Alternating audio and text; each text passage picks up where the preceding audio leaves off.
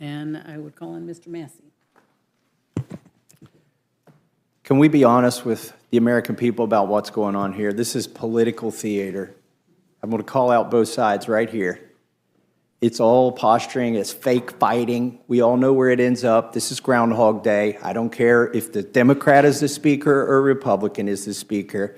We always get a CR in September, and then we get an omnibus. Sometimes there's a twist on that. We might get the omnibus before Christmas, but if we're not good, it comes after Christmas. But that's what's going to happen. And in the meantime, it's political theater. You know, we've got it's good theater. We've got great writers. I wish they'd just come up with a new plot. It's the same plot every fiscal year. What should we be doing? It's already been discussed. We should have done 12 separate bills. We should have done 12 separate bills. But again, whether Democrats are in control or Republicans are in control, we never do the 12 separate bills. Why do we always spend at least as much as we did last year, and why do we never cut spending? It's because Democrats want to grow the welfare state, and Republicans want to grow the military-industrial complex. And we're eventually going to get together, and they're both going to go up. I guarantee it. And both parties are just fine letting the bureaucrats do their thing, which should be our thing, according to Article 1. Section 8 in the Constitution. We are empowered with these things. Most important of the things we do is the funding, and that's the big lever we have.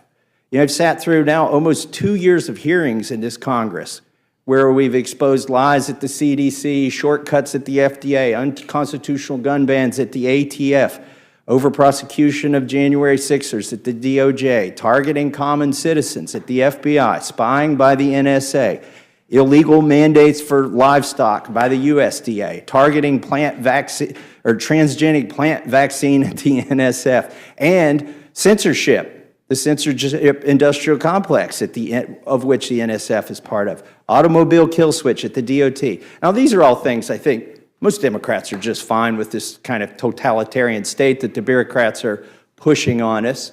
But Republicans at least pretend to be against these things. But what are we going to do this September? We're going to fund every freaking one of those things that we have exposed.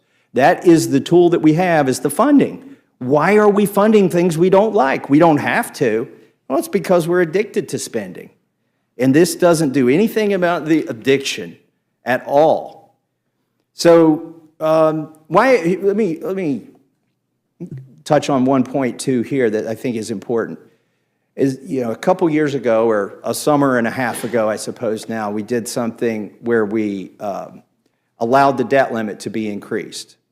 But as a condition of that, we said if you do a CR that lasts past April 30th, everything's going to get cut 1%. And that, to me, seemed like at least a little tinge of fiscal responsibility was creeping in. But now I notice that this CR, instead of going 1 year and giving us time to do the 12 appropriations bills, is going to go 6 months. Now, let me tell you what's going to happen because this goes 6 months. Number one, it ends in March 28th, on March 28th. Well, the automatic cuts happen on April 30th if the CR went past that. So that is exactly why the Speaker chose a 6-month CR, is so we don't have even the chance, a threat to this town, it's a threat of a 1% cut. We don't want to even, this is like T-ball. The 1% cut is on the tee, and Republicans won't even swing at it.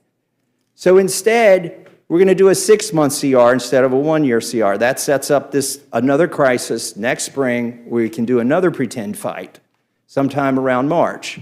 And that fight it'll be the same fight regardless of who wins the presidency and who's in charge of the Senate and the House. And we're basically going to get pretty much the same result.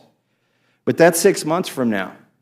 In the meantime, we can kick the can down the road. All of these things that we've exposed and all of these hearings are going to continue to get funded. But wait, there's a bright, shiny object on this CR. I've never seen one of these. I have never seen a bright, shiny object attached to one of these must-pass bills. Oh, wait, no. It actually happens. There always is. A bright, shiny object. A bauble, if you will. A little something to get excited about. This SAVE Act, it's going to save us all, right? And by the way, this is good political theater. I do like this part of it, that we're going to see almost every Democrat cast a vote so that illegals can vote in our elections. I mean, that's pretty clever on the part of our speaker to set that up, make you all take that vote. But here's what he's going to do after you take that vote. He's going to take it off. The bright, shiny object goes away. It's Lucy and the football again. And the American public is all revved up. Yeah, we're going to get to save it. We're going to save these elections. We're going to stop the illegals from voting. Really? How are you going to do that in like 6 weeks? I think they're already registered if they're going to vote. Some of them probably already voted. This SAVE Act ain't going to save anything. And particularly because it ain't ever going to become law. It's a false promise to get all the Republicans half pregnant. And then you're going to get fully pregnant by the end of September when you vote for this CR. That is not going to have this, I mean, I hate to break this to you. I mean, the Democrats already know this. I'm not telling you anything special. I hate to break it to the Republicans. You ain't getting the SAVE Act. It is not going to stay on this bill. Why? Because we're going to cave. We're going to cave. Is it a fight worth having? Absolutely, it's a fight worth having. Make those Democrats say they want illegals to vote. Make them take that vote as many times as you can. And then make them go to the ballot box in November. But that's what it is. It's political theater, folks. We all know where it ends up. We've seen it. I've been here 12 years. I've seen it 12 times. I refuse to be a thespian in this failure theater. And with that, I yield back.